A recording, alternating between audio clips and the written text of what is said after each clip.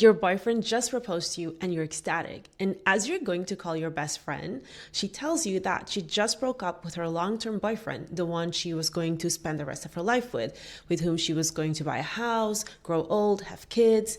Or maybe it's not a proposal. Maybe you just got that promotion that you've been working towards for months, and that same week, your best friend gets laid off.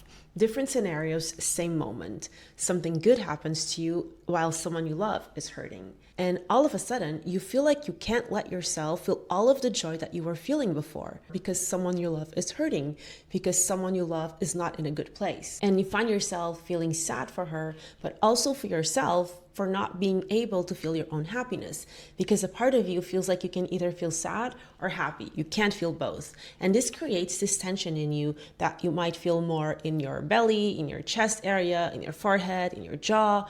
And it's like you can't release that tension. And if you pay close attention, you will also notice that there's this narrative going on in your head that is fueling what you're feeling in your body. For a long time, I've held this belief that if someone that I care about is hurting, I couldn't let myself be happy. Even if the reason why I was happy had nothing to do with the reason why they're hurting, I just felt like I didn't have permission to feel it, as if feeling that way made me selfish, made me a bad person. I have now learned that that is not true for me, but sometimes I still catch myself having to remind myself of this. So why do we feel like we have to dim our joy if someone we love isn't happy too?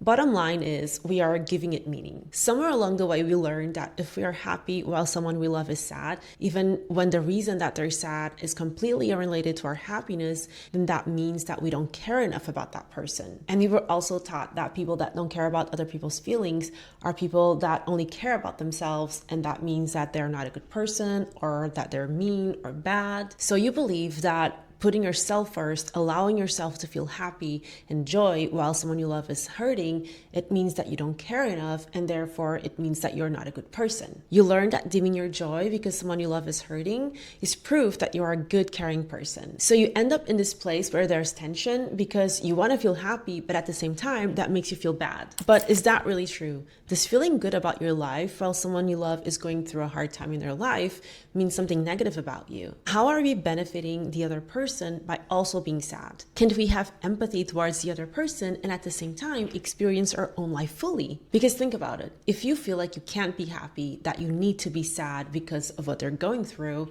then what you're doing is you're adding one more suffering person to the world. And of course, this isn't coming from a bad place, but in my opinion, when we prevent ourselves from feeling our feelings deeply, what we are doing is we are unconsciously transmitting to the other person that it's not safe for them to feel their feelings deeply too. So in our desire to make the other person feel like they're not alone, we are accidentally preventing them from feeling their hurt deeply too. We are afraid that our happiness is going to make the other person feel like they are alone, like they are not cared for, but maybe it's also making them feel like they can't be in their emotional situation fully in order to not taint our happiness or in order to not drag us down. In trying to protect the relationship, you may be accidentally undermining real emotional intimacy. And on that note, if you find yourself constantly second guessing, if you find it really hard to trust yourself to make the right decisions, I made a workbook that can help you with that. It's free to download and the link is below. So what can you do in this situation? What can you do to move past this physical and mental tension? The first thing to know is that emotions are just sensations in your body and they usually come and go like waves. So when you feel that happiness or that sadness surfacing,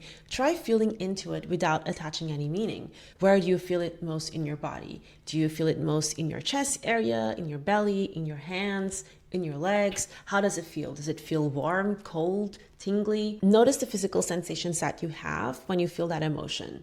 And just keep doing this throughout your day whenever you feel an emotion trying to surface, because it's going to help you let your emotions flow through you. And as you do this, you're probably going to notice that sometimes the sadness is more evident, other times the happiness is more obvious. There are going to be times where it's kind of all like a blur. You don't really know which emotion you're feeling.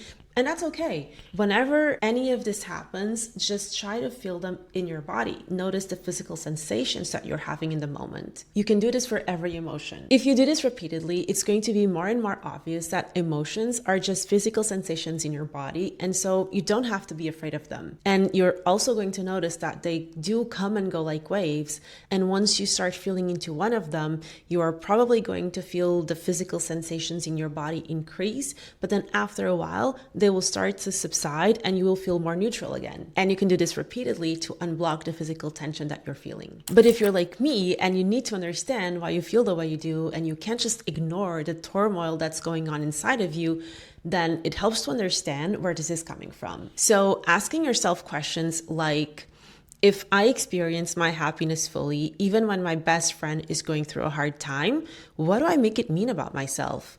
Why am I afraid to feel that way?